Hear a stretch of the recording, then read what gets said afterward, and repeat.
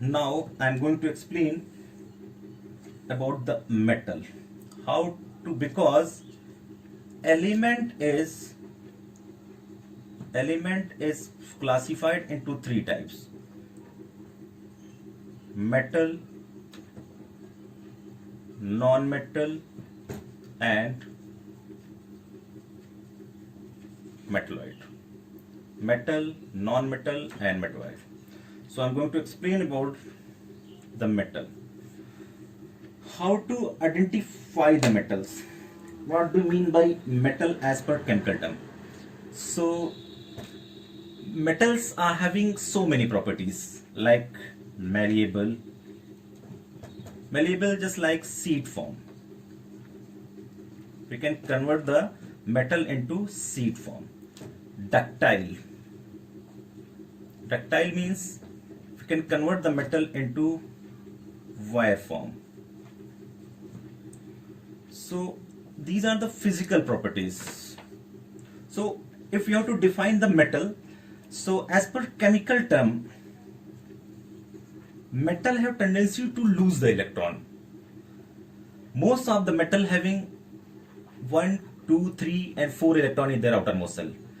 So whenever they lose the electron, they form electropositive. So because they are electropositive in nature, most of the metal acquire noble gas configuration. Noble gas configuration. Why they acquire noble gas configuration? Because of the stability. So most of the metal acquire noble gas configuration for stabilization. So how they stabilized? How metal are stabilized? By losing or donating the electron. Whenever metal lose or donate their outermost electron, then form electropositive cation. Suppose we are taking sodium, then Na plus 281. This is the electronic configuration. Whenever one electron loses or donate, then 28. So acquire noble gas configuration, because noble gas: helium, neon, argon, krypton, xenon, radon. Then 2, 10, 18, 36, 54, then 86. So 28, 88. So this is the stabilization, because noble gas are having zero valency. Why they are having zero valency? Because they doesn't donate the electron or accept the electron. That's why they acquire inert or noble or less reactive nature. So noble gas are, in simply we can say, noble gas means inert gases.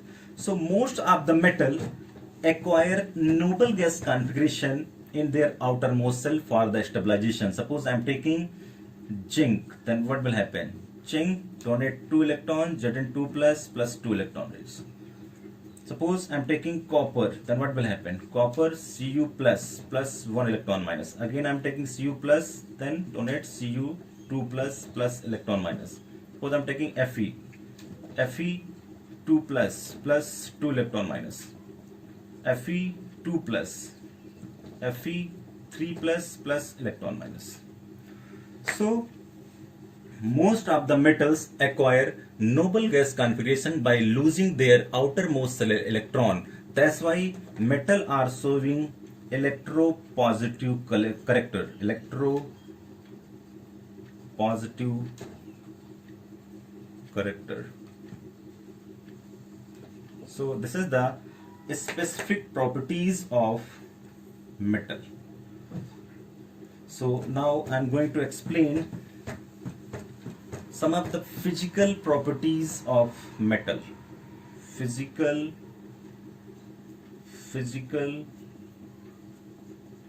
properties of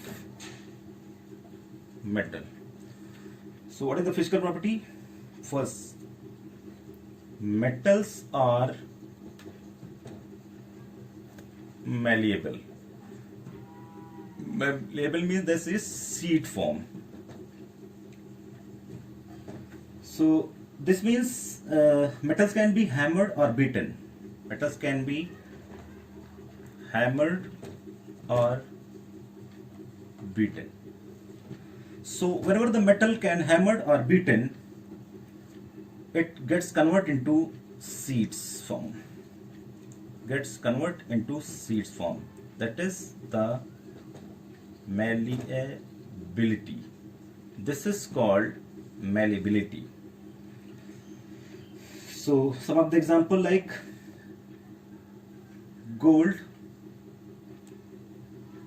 and silver. Gold and silver are most malleable. They are most malleable. Aluminium and copper, iron, Fe. They are highly malleable.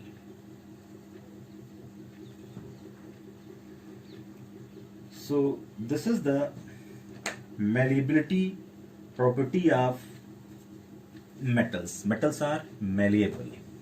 We can convert the metals into sheet form. Now the second one is metals are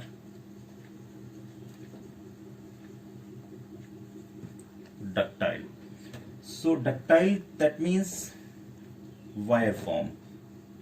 We can convert the metal into wire form. So metals can be drawn or stressed. Drawn or stressed into thin wire form. So all the metals are not equally ductile. Gold, if you're talking about the ductility or ductile nature of the metal, so gold and silver are the most ductile metals. Gold and silver are the most ductile. These are most ductile. So copper and aluminium are highly ductile. Highly ductile. So this is the ductility of metal. So now metals are the third property I'm going to explain. Metals are good conductor. Third point, metals are good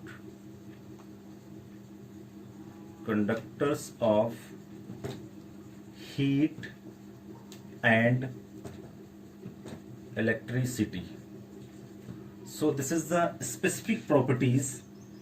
So simply we can say metals are good conductor of heat. They have high thermal conductivity. So why they are good conductor of electricity? Because they have mobility of electron. Mobility of electron, or they have electropositive character. Metals have mobility of electron and they have electropositive character. So generally we can say metals are also good conductor of electricity. That is, metal offer very little resistance to flow of electric current and hence so high electrical conductivity. So metals are good conductor of heat and electricity. So this is the third point. Now I am going to explain. Metals are lustrous. The fourth one, metals are lustrous. What do you mean by lustrous? Lustrous means shining surface. Shining surface. So most of the metals have a shiny surface. Yeah, and simply you can say this property of shining surface of metal is called metallic luster. This is called metallic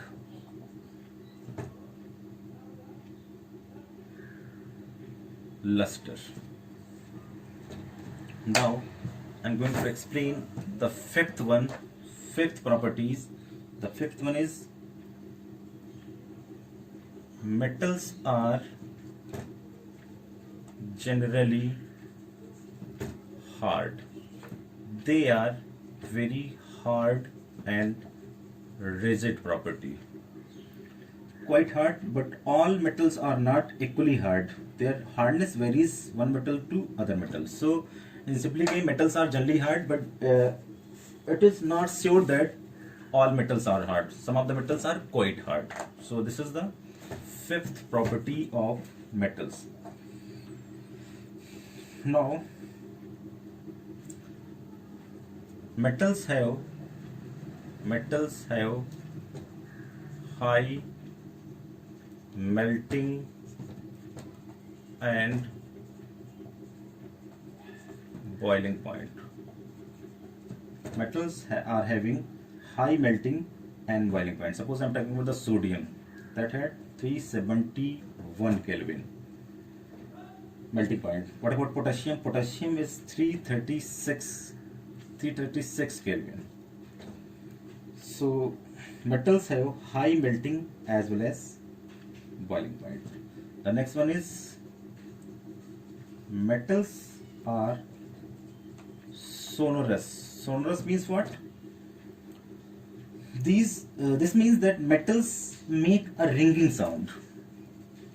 Metal makes a ringing sound when we hit. So metals are sonorous. So these are the physical properties of metal. What about application of metal in daily life? Now I'm going to explain application of metals in daily life. So what are the application of metals in daily life? So metal and their alloys. Metal and their alloys. What do you mean by alloys?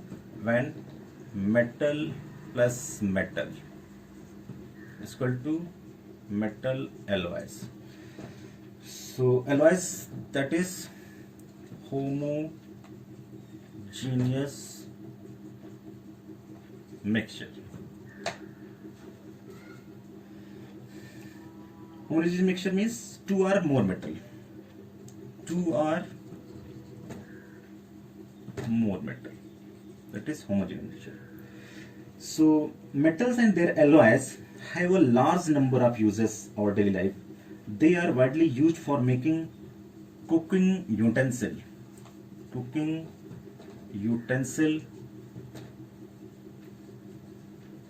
electric fans, sieving machine,